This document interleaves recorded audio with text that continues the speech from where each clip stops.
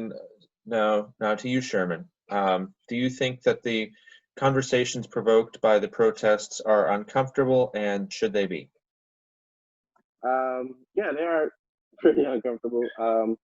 Race, you know, always that was race, politics, and religion can be pretty uncomfortable conversations.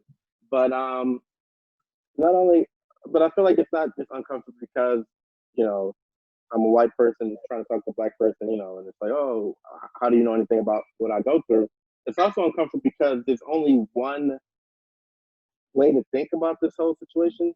Like Kyrie was bringing up, where someone might say, well, I don't see it as bad as you do, then that's automatically, well, you're wrong. Like it's going if we're not on the same page as to what exists, like what the problem is and what solutions are for it, it's very hard to have a conversation.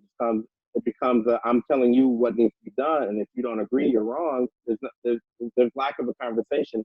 It's just there's already a set way that you're supposed to think essentially, and not most of it is right. So it's like I don't agree with, like I'm not against the idea of trying to convince people, look, it's not as safe as you think it is, but I do feel like you don't want to go overboard and say try to present it as a every time I get stopped by a cop, 99% chance I might get shot. Like if you go too much overboard, then people say, well, I don't know if that's correct. But you do need to pull them away from the everything is so equal and peaceful. If there is a higher risk for than say it someone else.